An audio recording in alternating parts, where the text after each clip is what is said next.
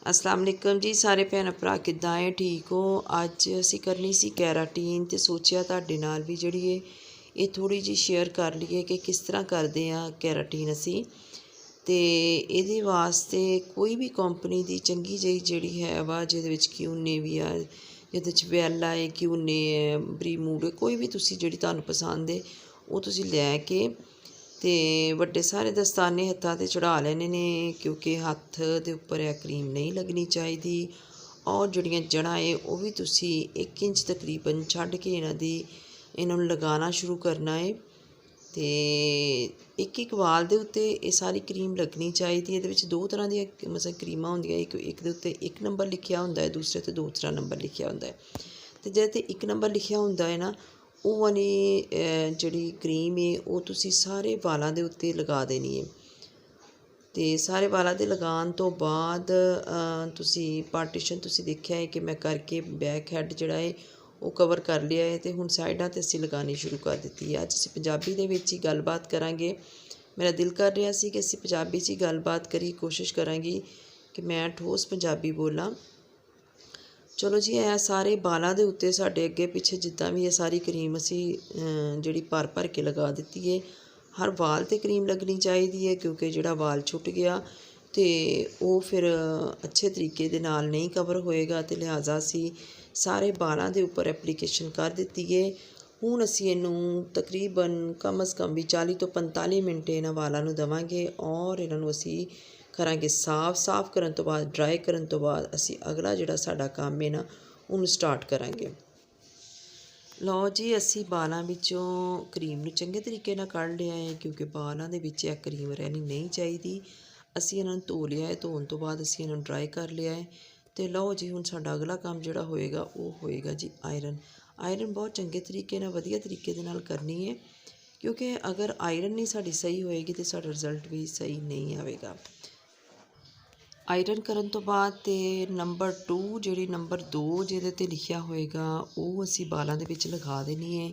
ठीक है, उन्होंने फिर असी उन्ना टाइम देना है जिन्ना असी पहली क्रीम नूं अगर 40 तो 45 मिनट दिते ने ना, तो फिर वो दूसरे नंबर ते जिहड़ी असी क्रीम लगानी है ना, उस क्रीम नूं असी उहदा हाफ टाइम देना है, अद्धा टाइम देना है।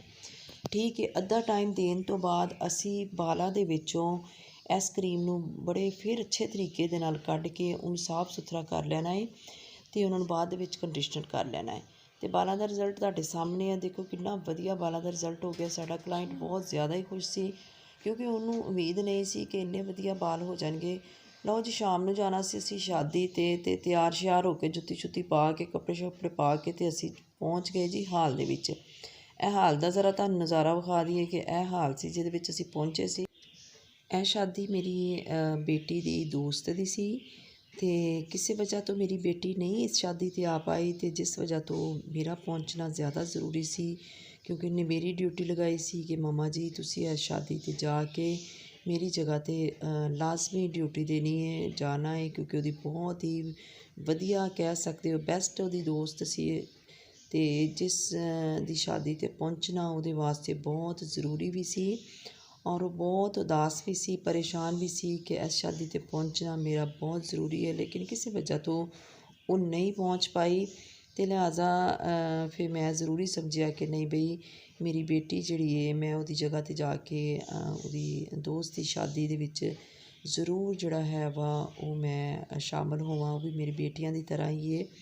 तो चलो जी, यह हाल का नज़ारा तुहानूं विखा रहे हैं कि हाल बड़ा वधिया सी, चंगा सी हाल। मेहमान हले आ रहे सी ते असी टाइम तो ज़रा पहले ही पहुँच गए सी, क्योंकि मैनू वैसे लग रहा सी कि असी लेट हो गए हैं, क्योंकि 7 बजे का तो टाइम दिता होया सी उन्होंने, और असी 8 बजे शायद 8 तो भी बाद ही असी पहुँचे सी। चलो जी, खैर असी थोड़ा जिहा फोटो शूट किया, और इन्ने दे विच बरात भी आ चुकी सी, और उस तो बाद असी खाना वगैरह खाया। खाना वगैरह खाने तो बाद असी घर नूं अपना रस्ता लिया। तो यह सी जी साडे पूरे दिन की जिहड़ी मसरूफियात जो असी अज का दिन गुजारिया। अगर तुहानूं साडा चैनल पसंद आवे तो साडे चैनल नूं करना जी लाइक शेयर और सबसक्राइब, तो अपनियां दुआवां दे विच भी रखना सानूं याद। ਅਤੇ ਬਹੁਤ ਮਿਹਰਬਾਨੀ, ਬਹੁਤ ਸ਼ੁਕਰੀਆ ਤੁਹਾਡਾ। ਸਾਡਾ ਪੂਰਾ ਵਲੋਗ ਅਗਰ ਜੇ ਤੁਸੀਂ ਵੇਖਿਆ ਜੇ ਅਤੇ ਜਾਂਦੇ ਜਾਂਦੇ ਸਬਸਕ੍ਰਾਈਬ ਜ਼ਰੂਰ ਕਰ ਦੇਣਾ। ਰੱਬ ਰਾਖਾ ਜੀ, ਦੁਆਵਾਂ 'ਚ ਯਾਦ ਰੱਖਣਾ।